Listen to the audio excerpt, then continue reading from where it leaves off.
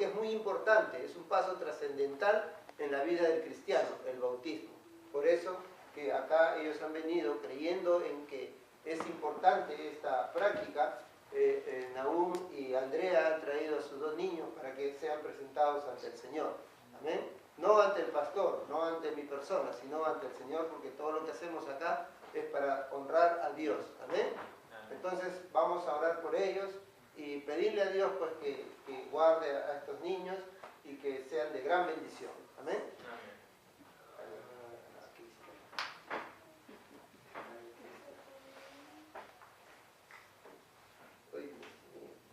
Vamos a orar. Oremos, hermano. Por favor, nos ponemos de pie y levantemos nuestras manos hacia ellos, damos nuestras manos para que reciban la bendición de Dios. Padre, en el nombre de Jesús, te pedimos, Señor, ven por acá, te pedimos, Señor, en esta mañana, que tú bendigas a estos niños, Señor.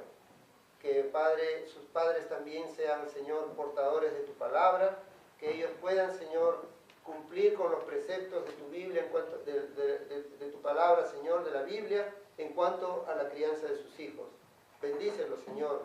Yo te pido por este niño y por esta niña, Señor, que los guardes, Señor, que, Padre, que tú ilumines sus vidas, sus caminos, Señor, que ellos sean de gran bendición, que ellos, Padre, sean protegidos por ti, por tus ángeles, que, Señor, que los guarden de toda maldad, de toda enfermedad, de accidentes, Señor, Padre, y que ellos puedan, Señor, conocerte un día, en un día de sus vidas, Señor, conforme, Señor, está escrito, que ellos, Señor, reconozcan a Jesucristo como su Señor y Salvador, y que puedan, Señor, ser de gran bendición sobre este mundo, Señor.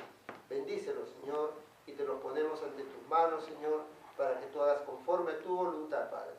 Gracias, Señor, por este momento, por este tiempo, Señor. También bendice a sus padres, Señor, que ellos, Señor, nunca se aparten de tus caminos, porque ellos, Señor, han creído en ti y así están llevando adelante su familia, Señor. Gracias, Padre. Oramos agradecidos en el nombre de Jesús. Amén, Señor. Amén. Un aplauso para estos niños.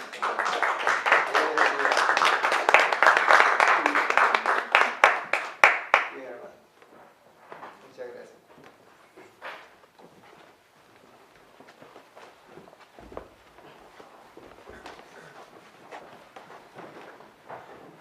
Bueno, tomen asiento, hermanos.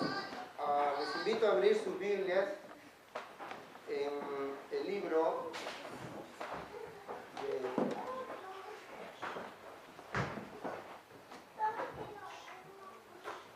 de Mateo. En el libro de Mateo,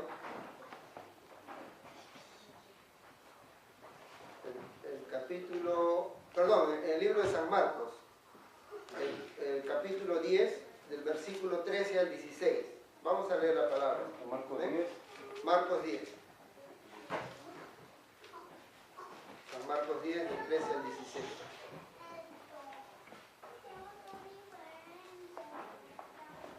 Pero antes quiero orar, hermanos, para que Dios nos siga guiando. Y nos ponemos de pie para orar una vez más. Y también te pido a leer la palabra de Dios. ¿Amén?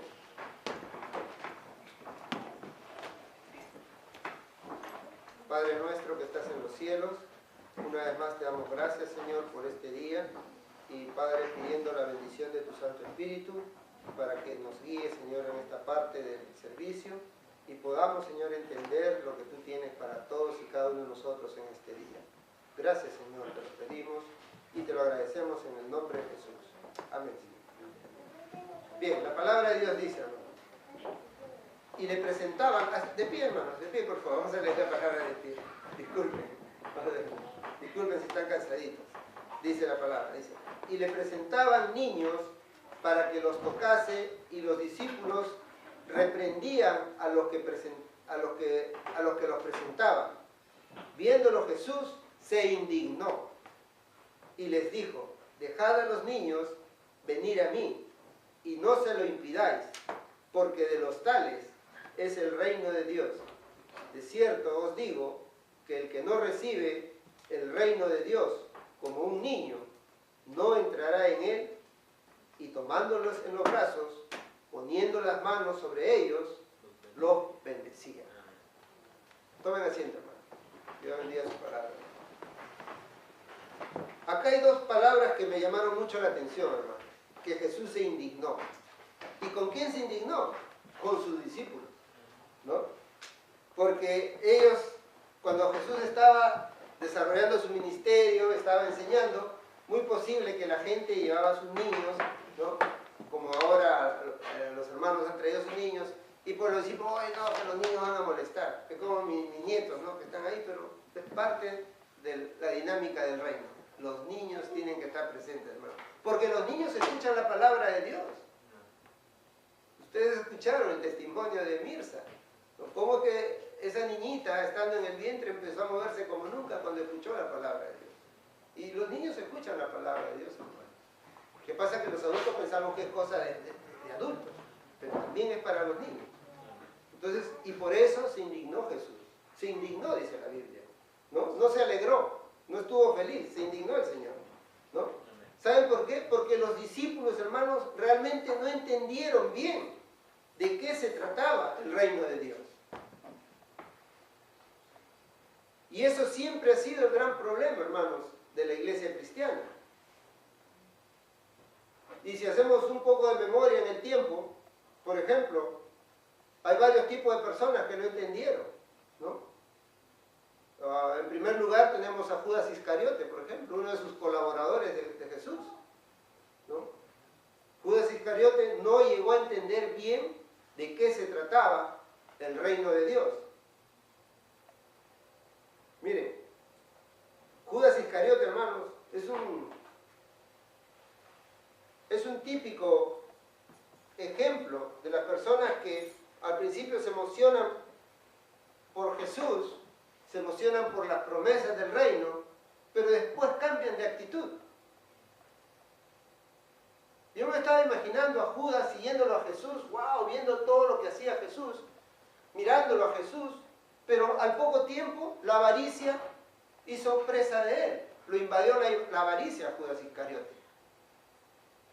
Entonces, sí, siguió a Jesús,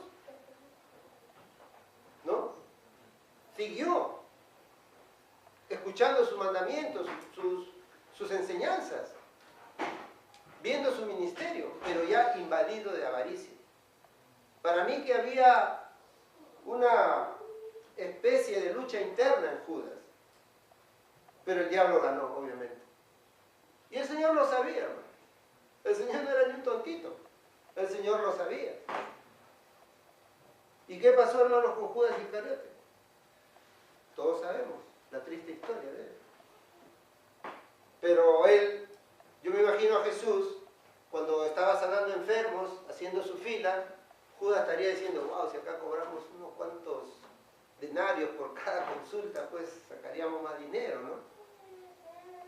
Y para mí, que él miraba con desconfianza a Mateo el publicano, que había sido un funcionario de lo que hoy día acá es el IRS, ¿no? Por decir, ¿no? Que también sabía de dinero y de hecho que Judas hacía las cosas ocultamente.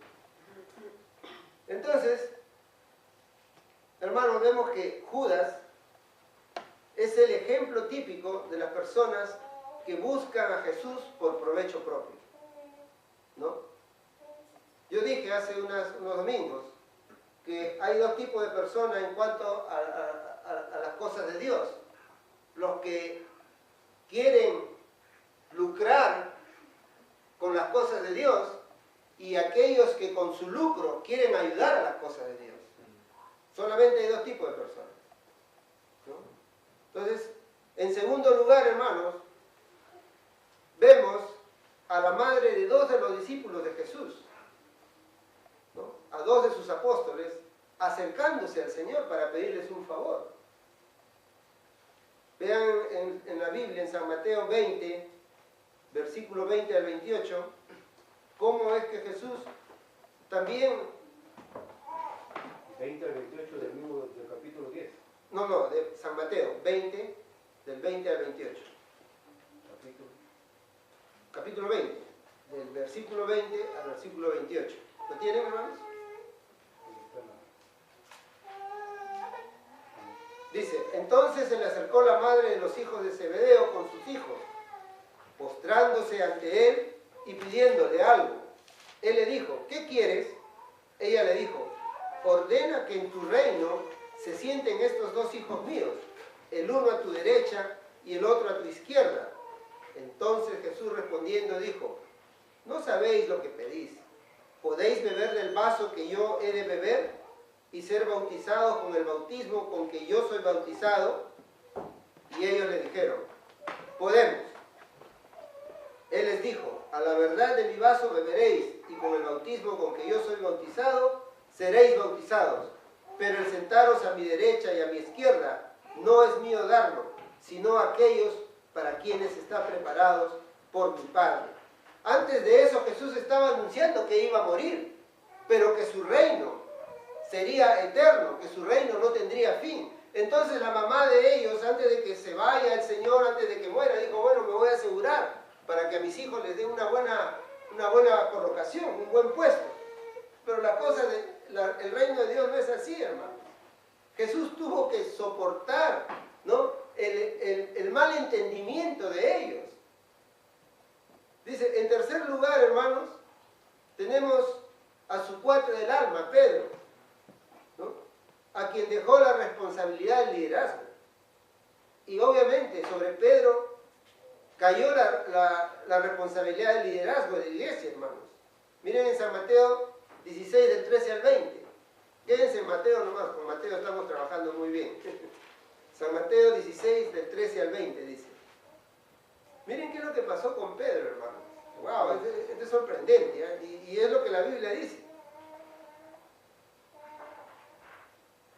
Dice, viniendo Jesús a la región de Cesarea de Filipo, preguntó a sus discípulos, ¿quién dicen los hombres que es el Hijo del Hombre? Ellos dijeron, unos, Juan el Bautista, otros, Elías, y otros, Jeremías, o alguno de los profetas. Él les dijo, ¿y vosotros, quién decís que soy yo? Respondiendo Simón Pedro dijo, tú eres el Cristo, el Hijo del Dios viviente. Pedro respondió muy bien. Entonces le respondió Jesús, bienaventurado eres Simón, hijo de Jonás, porque no te lo reveló carne ni sangre, sino mi Padre que está en los cielos. Y yo también te digo que tú eres Pedro, y sobre esta roca edificaré mi iglesia, y las puertas del Hades no prevalecerán contra ella, y a ti te daré las llaves del reino de los cielos, y todo lo que atares en la tierra será atado en los cielos, y todo lo que desatares en la tierra será desatado en los cielos. Entonces mandó a sus discípulos que a nadie dijesen que él era Jesús el Cristo. Hermanos, ¿se dan cuenta? Pedro contestó con una actitud correcta. Pero los hombres somos muy volubles, los seres humanos somos muy cambiantes, hermanos. De verdad. Cambiamos de la noche a la mañana. O a veces de un momento a otro. Estamos cambiando nuestra actitud hacia Dios. Miren, Pedro ya tenía la responsabilidad de llevar adelante el liderazgo de la iglesia. Pero ¿saben qué? Pedro no había entendido bien, hermano. ¿No? Pedro no había entendido bien de qué se trataba el reino de los cielos. Miren, abran sus Biblias, ahí está, hermano. Miren, apenas Dios le dijo esto a Pedro, miren lo que empezó a suceder en Pedro. Por eso a veces el liderazgo, cuando una persona todavía no madura, es perjudicial, es contraproducente. Y eso estaba sucediendo en Pedro. Y miren, ahí nomás, el verso 24 al 28, vamos a leer qué es lo que pasó con Pedrito.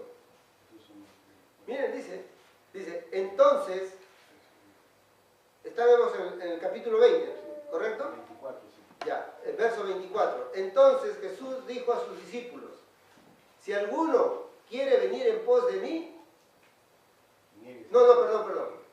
Mateo 16, disculpen, Mateo 16.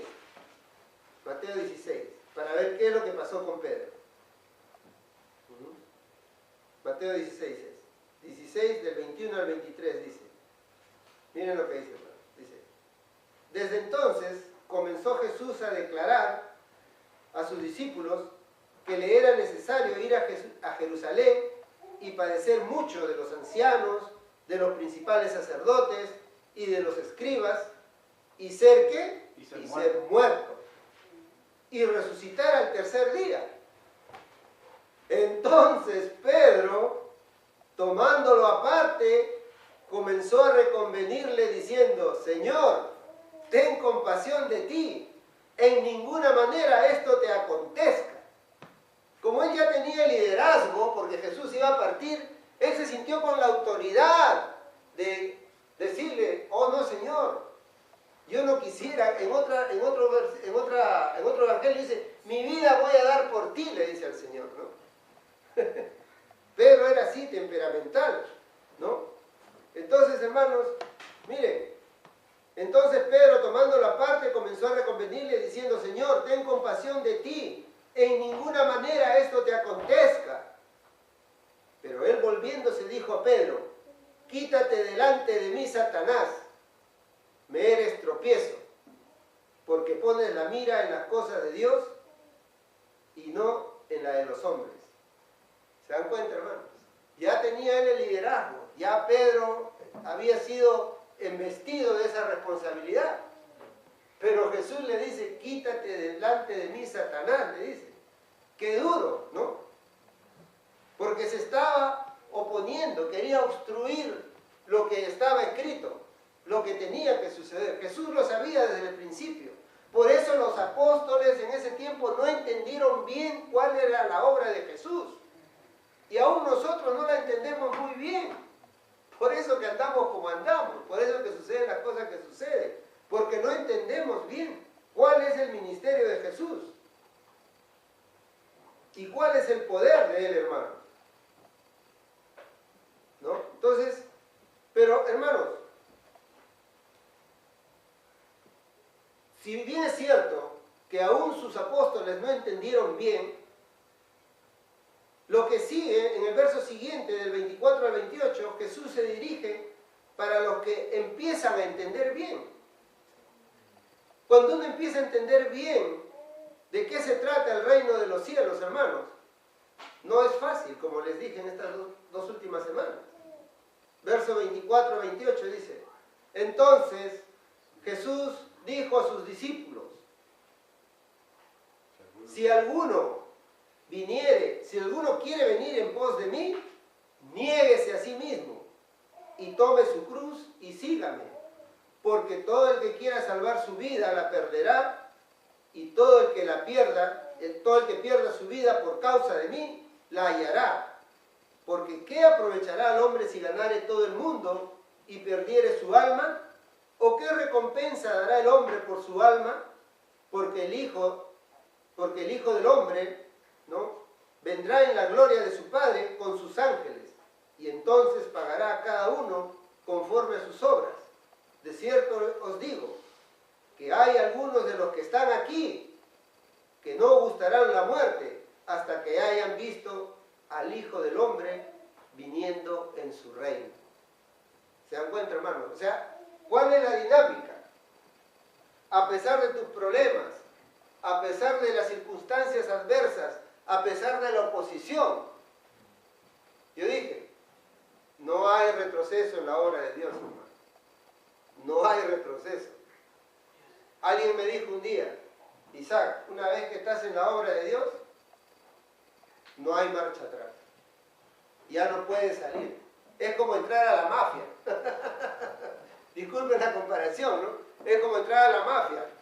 Entras vivo y si sales, sales muerto. Igual es en el Evangelio, hermanos. Igual es en el Evangelio. No hay marcha atrás, no hay renuncia. Prohibido. Prohibido, porque ese fue el ministerio de Jesús. Y cuando Él dice, el que quiera hallar su vida, o sea, discoteca, licor, diversiones, ¿no? El que quiera disfrutar la vida, pues la perderá. que la pierda, la hallará. Amén, hermano. ¿Qué es perder la vida por la causa de Jesús? No a las diversiones mundanas, no al pecado, etcétera, etcétera. Y cuando uno renuncia a eso, hallará la corona de la vida. Amén, hermano. Para eso vino Jesús. Si Jesús hubiera venido a disfrutar de la vida, pues todos estaríamos disfrutando de la vida. Placeres, deleites, ¿no? Pero Jesús no vino a eso.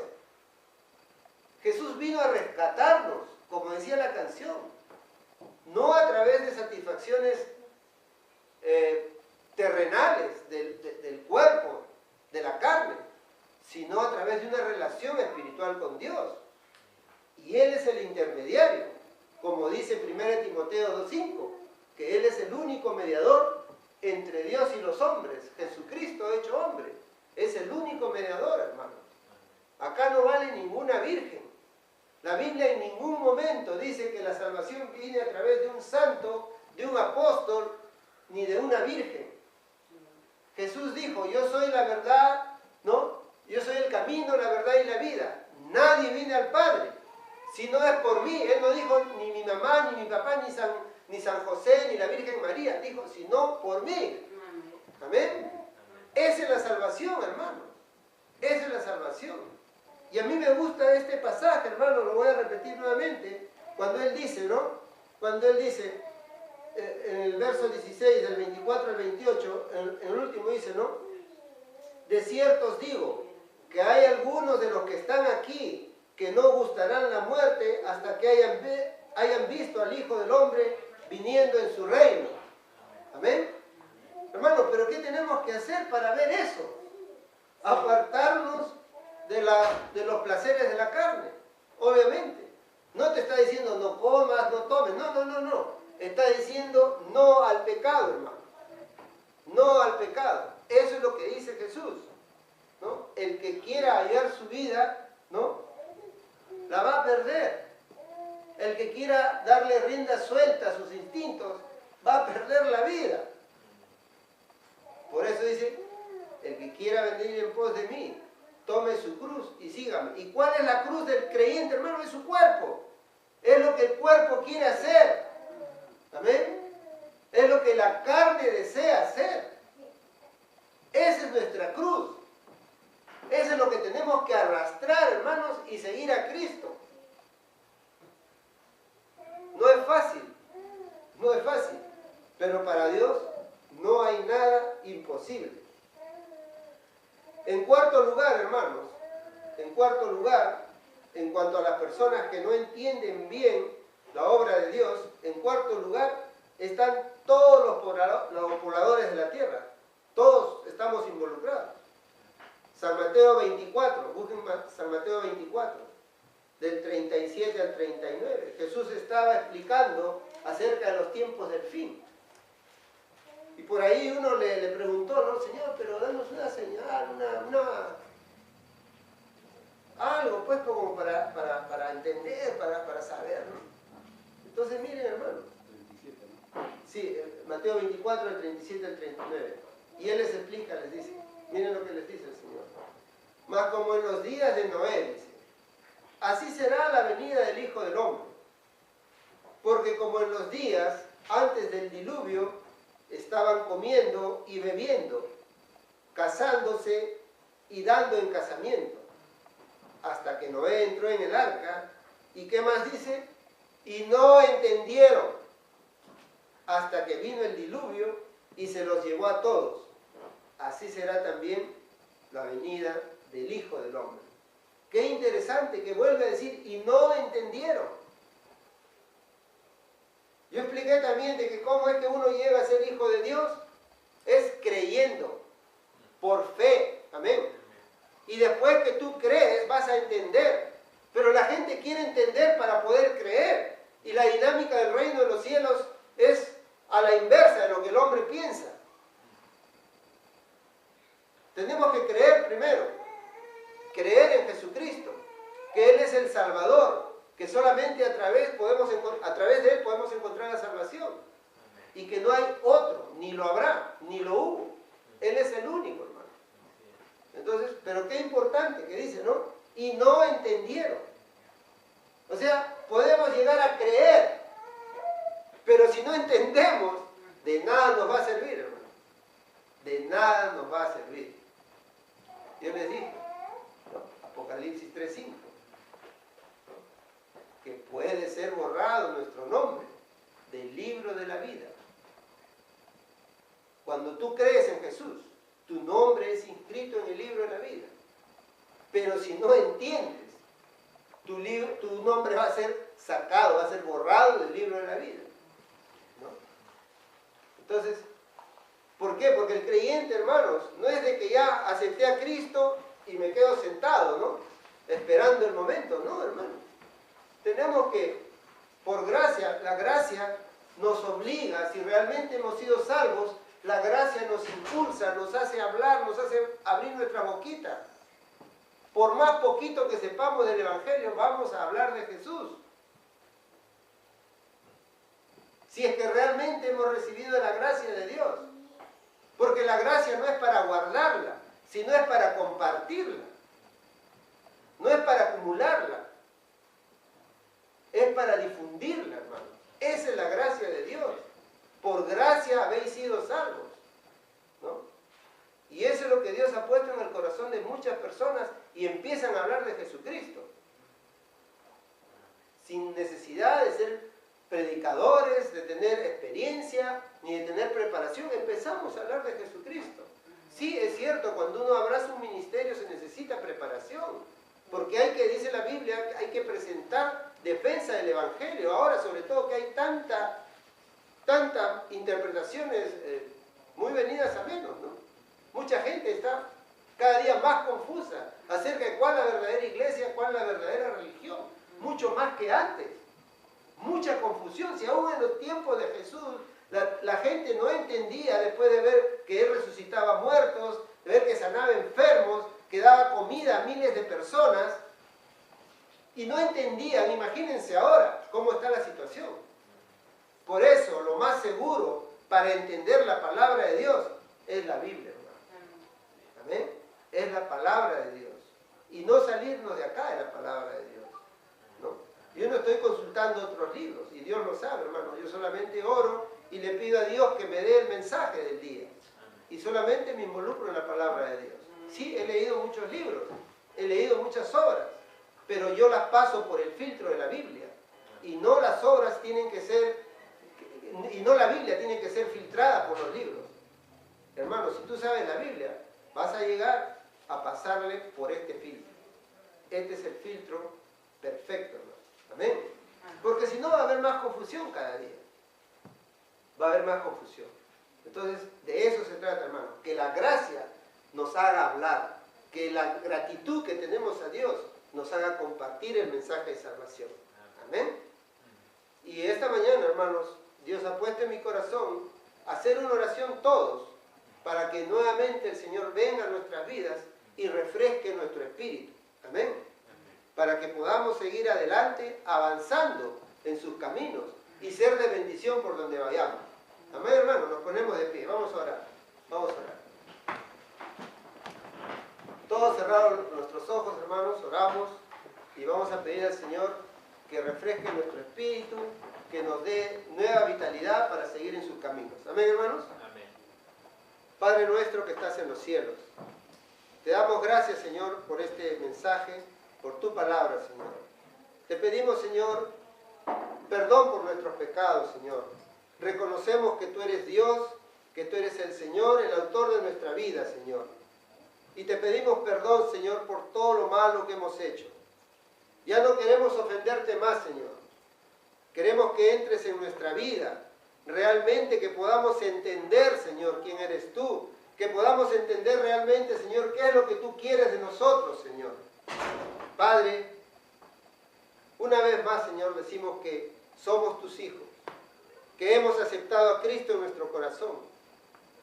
Entra, Señor, en nuestra vida. Entra, Señor, en nuestro corazón. Te lo ofrecemos, Señor, con mucha humildad. Padre, que tú nos ayudes, Señor, a entender, que tú nos ayudes a caminar bajo tus principios, Señor.